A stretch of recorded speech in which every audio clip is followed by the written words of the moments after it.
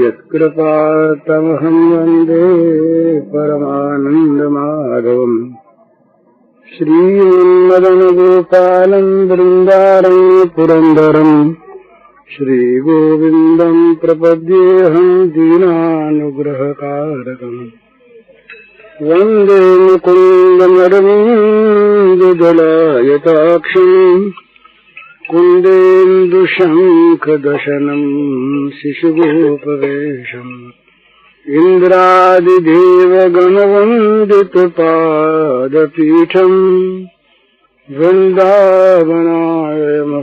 वसुदेवसूनुम् नवजलधरवर्णम् चम्पकोद्भासिकरणम् विकसितनलिनाशयम् विस्फुरन्मन्दहास्यम् कनकरुचिदुकूलम् चारुबर्हावचूलम् कमपि निखिलसारम् नौमि गोपीकुमारम् वंशीविभूषितकरान्नयनीरदाभात् पीताम्बरादनुनबिम्बफलाधरोष्ठात् पूर्णेन्दुसुन्दरमुखादरविन्दनेत्रात् कृष्णात् परम् किमपि तत्त्वमहं न जाने ध्यानाभ्यासवशीकृतेन मनसा तन्निर्गुणम् निष्क्रियम् ज्योति किञ्चन योगिनो यदि परम् पश्यन्ति पश्यन्तु ते अस्माकम् तु तदेव लोचन चमत्काराय भूयाचरम् कालिन्दी पुलिनेषु यत्किमपि तन् नीलम् महो धावति श्रीराममय सब जग जानी करऊं प्रणाम जोरि जुगबानी। शंकराचार्य जी ने कहा है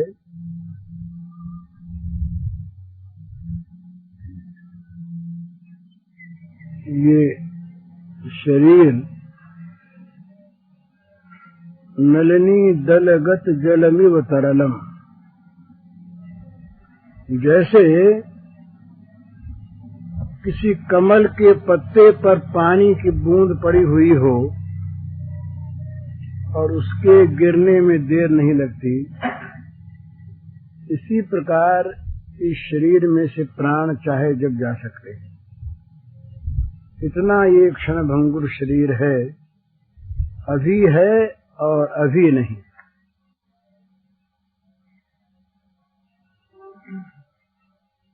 किसी कच्चे घड़े को फूटने में देर लग सकती है, पर मनुष्य के शरीर का अंत होने में देर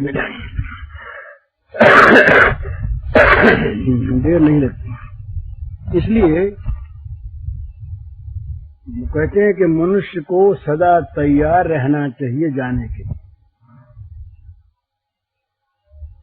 पता नहीं किस क्षण जाना हो जाए, रात को, दिन को, घर को, बाहर में, अच्छी अवस्था में, बुरी अवस्था में। मृत्यु बाट नहीं देखती कि इस प्रकार की अवस्था होने पर इसको ले जाया जाए। चाहे जब, चाहे जहां, चाहे जिस परिस्थिति में, चाहे जितना कामकाज बाकी रहते हुए भी, जब मृत्यु आती है तो क्षण भर के लिए भी मृत्यु विराम नहीं करती, वो रुकती नहीं, और वो कब आ जाए इसका पता नहीं। इसलिए मरण धर्मा मनुष्य को, पशु में विवेक नहीं जानते, नहीं मनुष्य जानते हैं कि मरना है ही।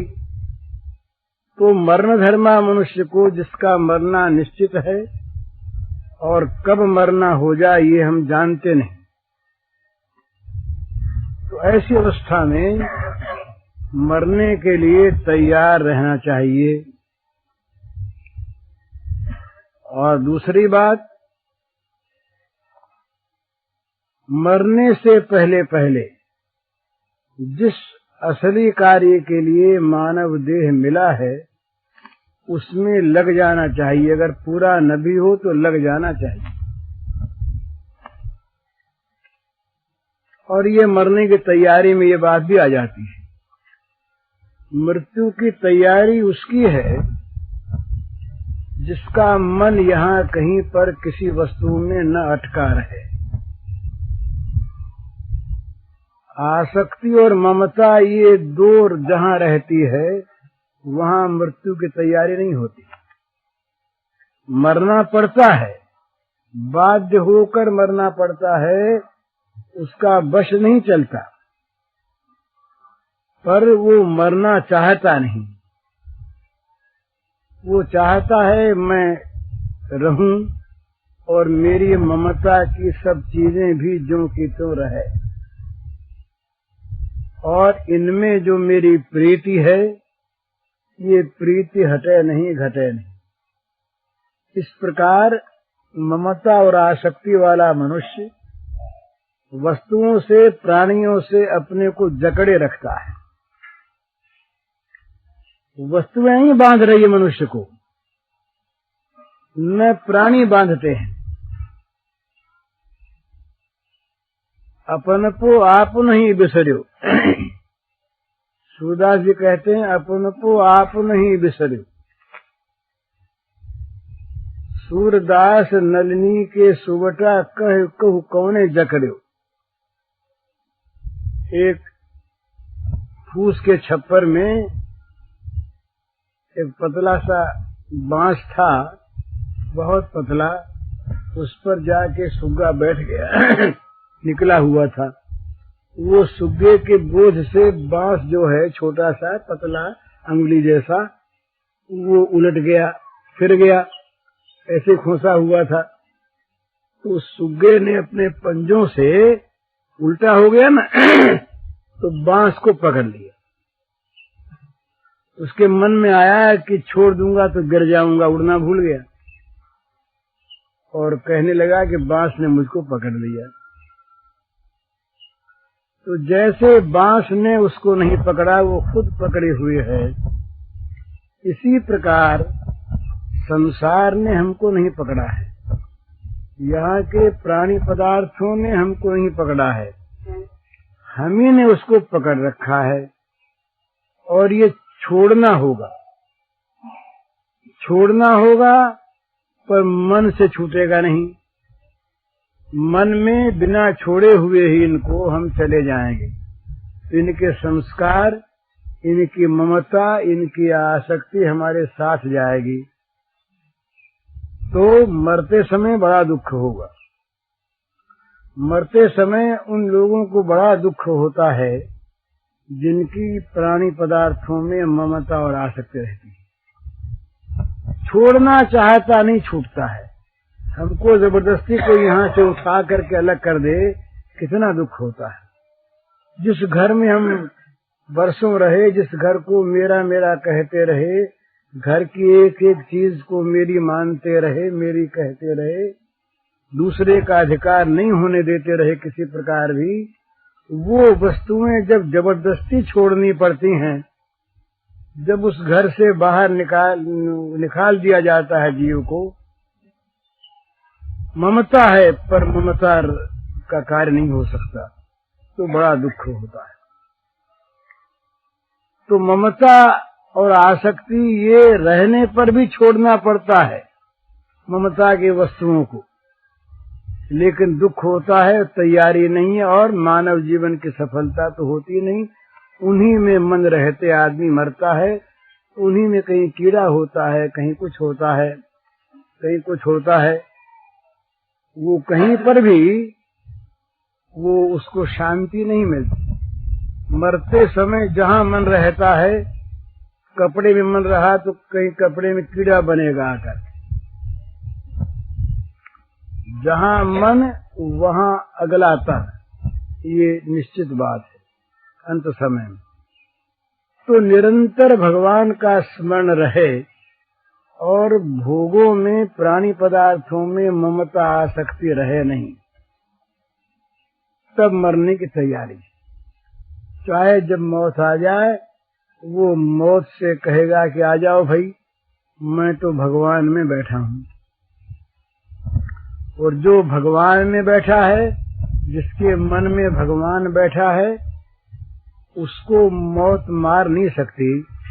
मौत उसके पास आके हमेशा के लिए मर जाती। ये भगवान ने कहा, मामुपेत्य तो कौन्तेय पुनर्जन्म न वेद्यते।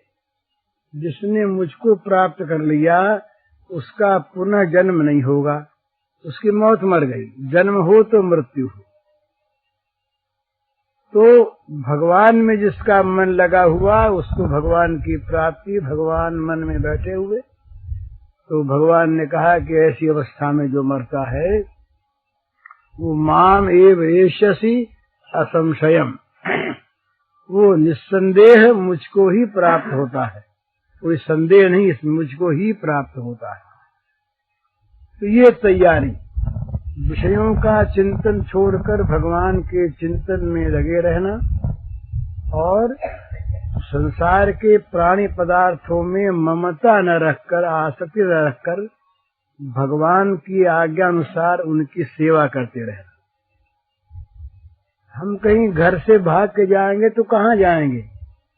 वहाँ कोई न कोई नई चीज में अपने घर की भावना कर लेंगे, वहाँ ममता कर लेंगे।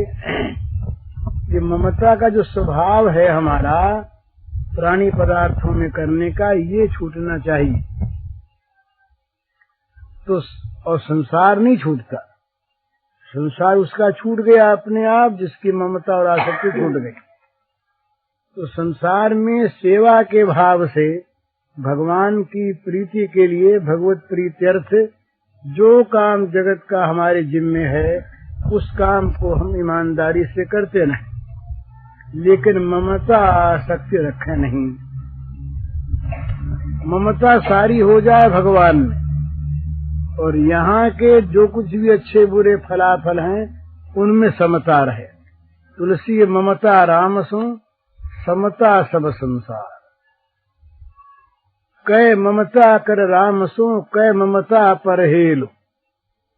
कहा या तो राम से ममता करो और या ममता का नाश कर दो, या तो मेरापन कहीं रहे ही नहीं और रहे तो राम में रहे। तो ये पता नहीं कब मृत्यु आ जाएगी। जब बीमार पड़ता है आदमी, ज्यादातर तो कुछ सोचता है, अरे अरे मर जाएंगे मर जाएंगे। वहां पर भी अधिकांश यही सोचता है कि अच्छे हो जाए। मृत्यु की अंतिम घड़ी तक भी मनुष्य अधिकांश में ये सोचता है कोई दवा लेके अच्छे हो जाए, मर जाएंगे। ये जब धारणा दृढ़ हो जाती है तब दुखी होता है कि चलो मर रहे हैं, छूट रहा है। उस समय कोई कोई के मन में आती है कि हमने भगवान को भजा नहीं, याद नहीं किया, संसार में क्या रखा, कुछ वैराग्य भी होता है। लेकिन जहाँ अच्छे होने लगे फिर मन से वो भगवान निकल गए, भगवान की स्मृति निकल गई। फिर वही जगत का चिंतन, वही जगत का सुख दुख, उसी में मन रम गया। फिर इसको शास्त्रकारों ने प्रमाद कहा है। जो अचिंतनीय है उसका चिंतन करना ये प्रमाद है, जिसके चिंतन में कोई लाभ नहीं। जगत का चिंतन तो उतना ही करना है, सीमित, कि जितना करने की आवश्यकता है। रसोई बनानी है, रसोई जीवनी है, बस जीवने का चिंतन हुआ, भोजन कर लिया, समाप्त। जगत का चिंतन तो करना चाहिए कार्य के समय, कार्य की आवश्यकता तक ही, और भगवान का चिंतन करना चाहिए नित्य। ये बड़ा फर्क है, हम लोगों में उल्टा हो रहा है। हम लोग जगत का चिंतन तो करते हैं रात दिन सोते जागते, और भगवान का चिंतन कभी कभी बोले अब नित्य कर्म करने बैठते थोड़ी देर कर लो, उस समय भी पूरा मन नहीं लगाते। उस समय भी मन जगत का चिंतन करने में ही प्राय लगा रहता है। पर ये थोड़ा आवश्यक है, कर लिया। करना इससे उल्टा है। दुकान पर गए, दुकान का चिंतन किया, ऑफिस में गए, ऑफिस का चिंतन किया, काम किया, फिर उसको भूल के असली काम में लग गए। अपना असली स्वरूप और अपना असली काम, इन दो को न भूलते हुए जगत का दर्शन करे और जगत का काम करे। हम लोग क्या करते हैं कि जगत को और जगत के कामों को न भूलते हुए और कहीं कहीं आत्मचिंतन करते हैं, कहीं कहीं भगवान का नाम लेते हैं। वो अवसर का काम है, आवश्यक हो गया कर लिया। असली काम तो यही है, हम जगत के हैं, हमारा आत्मस्वरूप हम भूले हुए हैं, और जगत के काम ही हमारे अपने आवश्यक से आवश्यक काम है, वो होने चाहिए। ये चाहे समय पर हुआ तो हुआ, न हुआ न हुआ। इसके ठीक विपरीत ये होना चाहिए कि जगत के काम तो जब याद करने की जरूरत हो तब याद करें, और उसको किया फिर उसको छोड़ दिए, हो गया। और भगवत चिंतन हमेशा करें। भगवान ने कहा तस्मात् सर्वेषु कालेषु मामनुस्मर युध्य च। भगवान ने कहा कि सर्व काल में तो मेरा स्मरण करो, और युद्ध करने के समय युद्ध करो। युद्ध के लिए सर्वकाल नहीं, युद्ध जब करना हो तब युद्ध की बात सोचो, युद्ध करो, और नहीं तो सर्वकाल में निरंतर मेरा सर्वेषु कालेषु मामनुस्मर, सर्वकाल में निरंतर मेरा स्मरण करो। स्मरण मुख्य है, भगवान में चित्त का लगाए रखना ये मुख्य है, और जगत का चिंतन ये आवश्यकता अनुसार जरूरत पड़ी कर लिया, फिर नहीं। जैसे हम घर में भी ऐसे बहुत से काम होते हैं, जब आवश्यकता हुई तब तो कर लिया और फिर अपना उस काम को छोड़ दिया। नित्य कर्म को ऐसा बना रखा है ना हमने, आध घंटे नित्य कर्म कर लिया, फिर कल करेंगे, छोड़ दिया। तो इसी प्रकार से ये करे हमेशा कि भगवान का चिंतन तो नित्य करे, भगवान में नित्य रमा रहे, और जगत का चिंतन जिस विषय का जब जैसा आवश्यक हो उसको कर ले, और काम होते उसको भूल जाए। वो तो अनिवार्य आवश्यक नहीं है हर समय के लिए, वो तो जब समय पर भाई भोजन करना हुआ, भोजन करके आ गए, उसके बाद हम दिन भर भोजन याद करते हैं क्या? भोजन का समय हुआ, भूख लगी, तब जाके खा लिए, खा के फिर उसको भूल गए, अपना दुकान के असली काम में लग गए। दुकान का काम दिन भर करना, ऑफिस का काम दिन भर करना है। इसी प्रकार से जगत के सारे कार्य तो गौण हो जाए और भगवत चिंतन मुख्य हो जाए। तीन तरह से कार्य होते, तीन भावों से, अनन्य, मुख्य और गौण। भगवान तो कहते हैं कि अनन्य चिंतन ही करो मेरा, दूसरे जो काम है उस चिंतन की सहायता के रूप में करो, गौण रूप भाव मत रखो, गौण रूप से भी उनको महत्व मत दो, असली काम ही करो, अन्य चित्त हो जाओ। ये न हो तो कम से कम मुख्य और गौण का भेद रखो। मुख्य और गौण के भेद का अर्थ यह है कि गौण के लिए मुख्य काम नहीं छूटता, मुख्य के लिए गौण छूट जाता, ये नियम है। भाई ये काम तो करना ही है और ये भी करना है, परंतु जो करना ही है उसमें अगर बाधा आती हो तो ये भी करना, उसको चाहे न करें। जिस काम को दूसरे जरूरी काम के लिए हम छोड़ सकते हैं वो तो गौण कार्य है, और जिस काम को किसी हालत में नहीं छोड़ सकते, चाहे गौण काम सब छूट जाए, वो मुख्य काम है। तो भगवान में मुख्यता रहे और जगत में गौणता रहे। जगत का काम हुआ तो बहुत ठीक, और न हुआ और भगवान का स्मरण होता रहा तो ठीक। और भगवान के स्मरण में जहाँ जगत के काम ने बाधा दी, वहाँ जगत का काम छूट गया, छोड़, क्योंकि वो गौण है, हुआ तो हुआ, न हुआ न हुआ।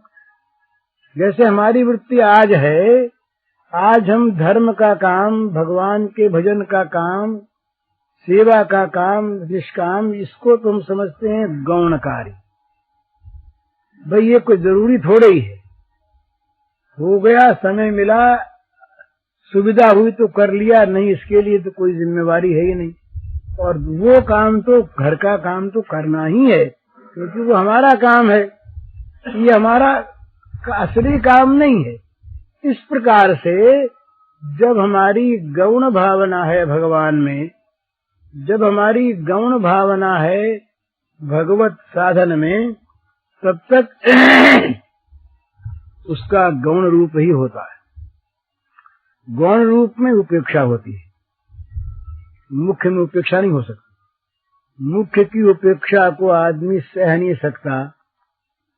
वो कहता भाई ये तो पहले करना ही, इसको कैसे भूलें, इसको कैसे छोड़ें, दूसरा काम छूट जाए, न हो तो अच्छा है। जैसे किसी के दो व्यापार हों, एक व्यापार में बहुत बड़ा नफा होता हो, दूसरे में बहुत कम होता हो, दोनों काम है, दोनों ही देखते हैं।